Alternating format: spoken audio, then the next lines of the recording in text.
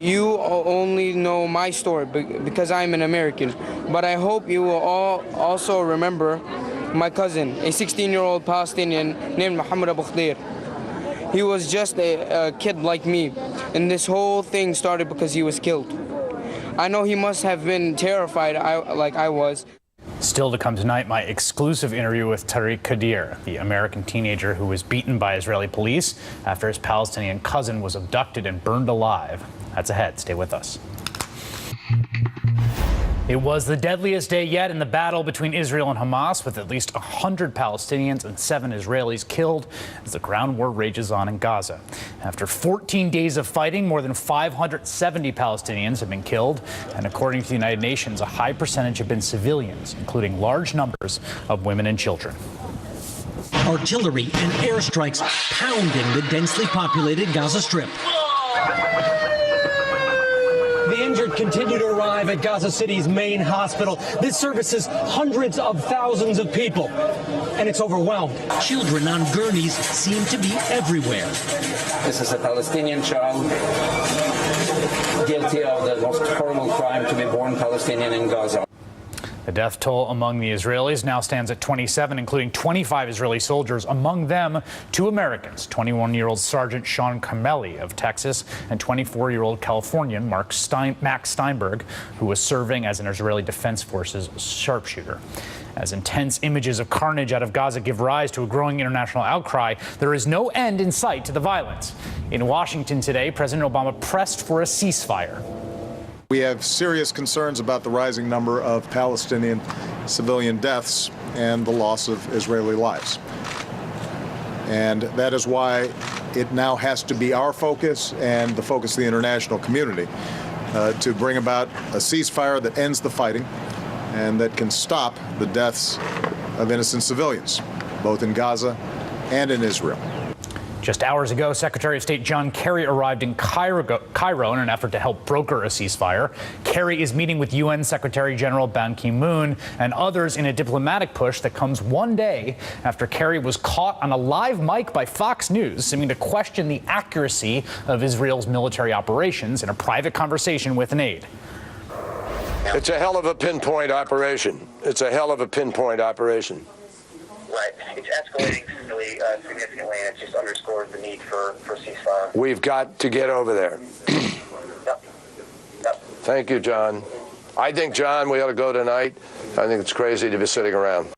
In an interview with NBC News' Brian Williams today, Israeli Prime Minister Benjamin Netanyahu, who has accused Hamas of putting civilians in harm's way to create, quote, telegenically dead Palestinians, maintained that his country had no choice but to keep fighting. What would you do if American cities, where are you sitting now, Brian, would be rocketed, would absorb hundreds of rockets? You know what you'd say? You'd say to your leader, a man's got to do what a man's got to do, and you'd say a country's got to do what a country's got to do. We have to defend ourselves. We try to do it with the minimum amount of force or with targeting military targets as best as we can, but we'll act to defend ourselves. No country can live like this. Just a few hours ago, I spoke with NBC News foreign correspondent Ayman Mohyeldin, who's in Gaza City, and I asked him what the scene was there today.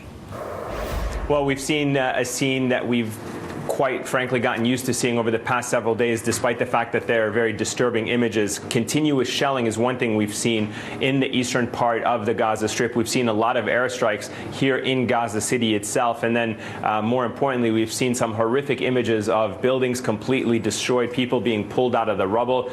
In one case, we saw a building that was struck, people being pulled out of that rubble. And as people were trying to rescue others, the building simply collapsed on top of some of those that have been trying to recover bodies. But also the scenes at the hospital, very disturbing scenes. Doctors working under tremendous amount of pressure to try to save lives.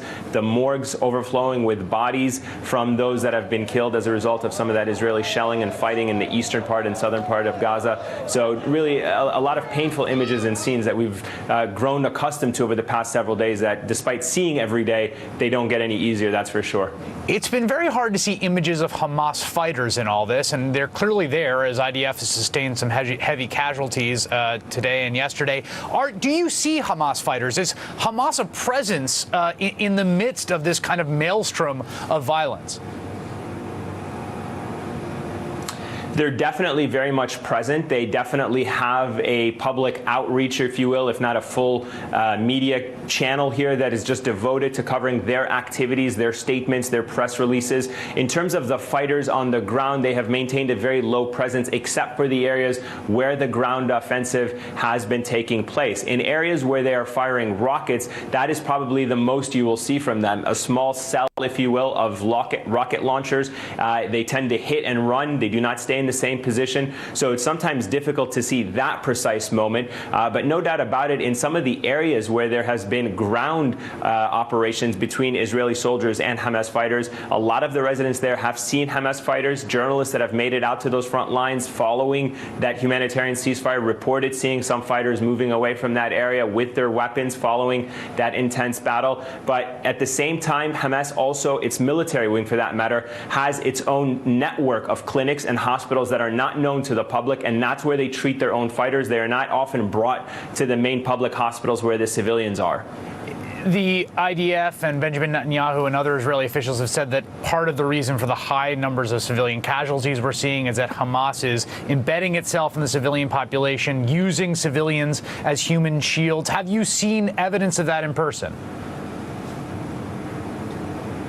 Well, we've just put that exact statement to a Hamas spokesperson who's categorically denied that Hamas or its fighters are using the civilian population as human shields.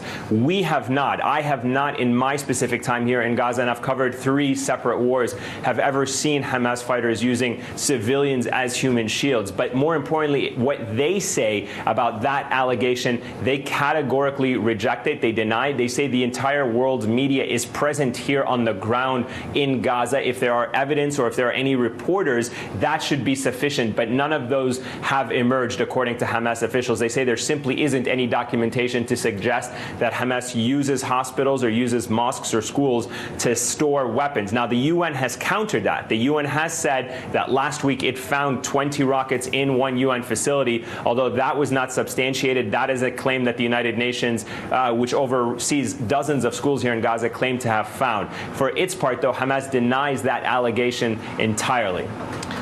Ayman Mohyeldin from Gaza City, thank you so much for your time. All right, a lot more ahead now.